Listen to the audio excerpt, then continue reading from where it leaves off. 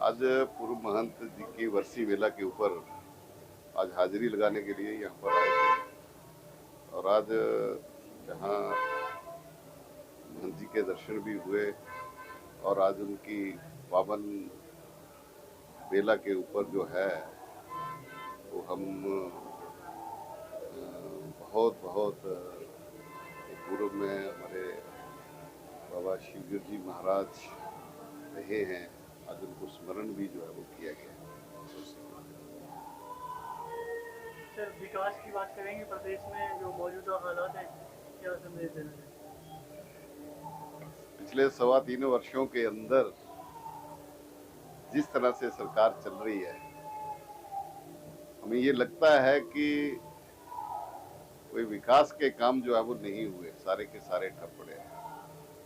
जो भारतीय जनता पार्टी की सरकार के समय में जब चुनाव होने थे तो उसे कोड ऑफ कंडक्ट जो था उसमें लगा था, तो ऐसा लगता है कि अभी तक वो कोड ऑफ कंडक्ट जो है वो चल रहा है। कोई नए काम मैं ये कह सकता हूँ कि पिछले 3.25 वर्षों के अंदर जहाँ विधानसभा क्षेत्रों के अंदर या प्रदेश के अंदर जो है वो नहीं हुए, कोई नई योजनाएं नहीं बनी। जो पुरानी सामाजिक सुरक्षा योजनाएं चल रही थी, विकास के काम चल रहे थे, तो सारे के सारे जो है ठप। सर, पंचायती राज चुनाव भी अभी होने बाकी हैं, लेकिन सरकार की तरफ से ढीला रवैया तो विपक्ष। देखिए, चुनाव जो थे वो समय पर होने चाहिए। उन्होंने पहले भी कहा कि सरकार जो है वो बेवजह जो है वो आनाकानी जो है वो चुनाव टालने में जो है वो कर रही है।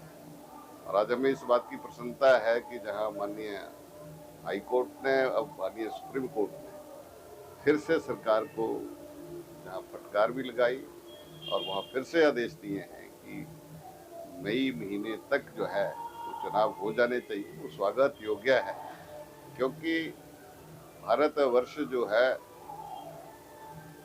संविधान से चलता है और संविधान के अनुसार जो है 5 वर्ष के अंदर, चाहे वो विधानसभा है, चाहे लोकसभा है, चाहे वो प्रदेश के अंदर स्थानीय निकायों के चुनाव हैं, वो होने चाहिए। और सुप्रीम कोर्ट ने जो निर्णय दिया है, स्वागत है। सर, आजकल विधानसभा में आरडीजी का मुद्दा जो है वो चरम सीमा पर है। कल पक्षकार ने जो है वो धरना प्रदर्शन भी किया विधानसभा के बाहर। देखो, वो बेवजह जनता का ध्यान जो है वो विकास से भटकाने की बात जो है वो वर्तमान सरकार कर रही है। मैं जरा माननीय मुख्यमंत्री जी से भी जानना चाहता हूँ कि आपने कहा था कि 3 वर्ष के अंदर जो है वो प्रदेश आत्मनिर्भर बन जाएगा, और मुझे लगता है कि बार बार जो है वित्त मंत्रालय भी यही जो है वो प्रदेश को कह रहा कि आप अपने पैरों पर खड़ा होना सीखिए।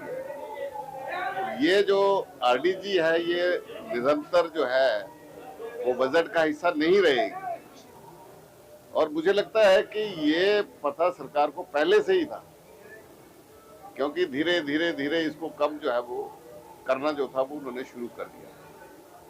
और इसमें वित्त अनुशासन जो था वो बहुत जरूरी था, जो वर्तमान सरकार ने नहीं किया, और उसके चलते ये परिणाम जो है वो हमको भुगतने पड़ रहे हैं।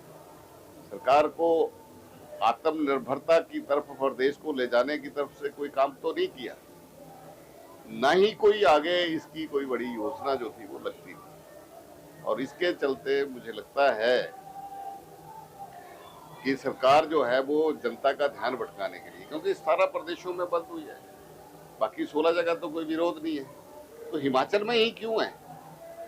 आप जब प्रदेश में कांग्रेस की सरकार थी और नमा वित्तयोग जो था वो यहाँ पर आया था, तो बड़ी रोजी पिक्चर्स प्रदेश ने दिखाई थी।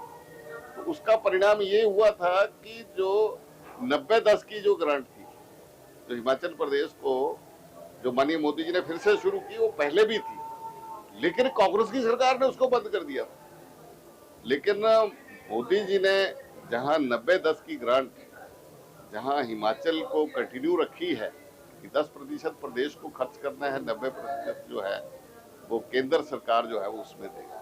ऐसी योजनाओं में हिमाचल की हिस्सेदारी रहेगी। वैसे ही जो फाइनेंशियल्स और ग्रांट्स हैं जो हिमाचल का हिस्सा बनता है, हम पहले से ज्यादा पैसा जो है वो उन योजनाओं के माध्यम से प्रदेश की सरकार को आज केंद्र दे रहा है। लेकिन उन सबसे ध्यान जो है वो भटकाने का काम प्रदेश की सरकार जो है वो कर रही है, जो वास्तव में ठीक नहीं है। हमको विचार आरडीजी के विरोध में नहीं करना है, हमको विचार जो है वो प्रदेश कोई ऐसा सेशन बुलाए कि जिसमें ये पक्ष विपक्ष इस बात की चर्चा करे कि आगे 20 वर्ष हिमाचल को आत्मनिर्भरता की तरफ ले जाने के लिए प्रदेश की सरकार को कौन कौन से जो है वो पाग उठाने चाहिए, इस तरफ हमको करना चाहिए। इसमें ऐसा है कि चेयरमैन ही अगर बहुत सारे विभाग रहते हैं जिसमें से चेयरमैन बनाए जाते हैं, और वैसे मुझे लगता है कि जितनी आवश्यकता हो उतनी बनानी चाहिए। लेकिन जिस तरह से प्रदेश की आर्थिक तंगी चल रही थी और हमें इस बात की जानकारी थी, तो हमें अपने खर्चों में जो है वो कटौती समय के अनुसार करनी चाहिए।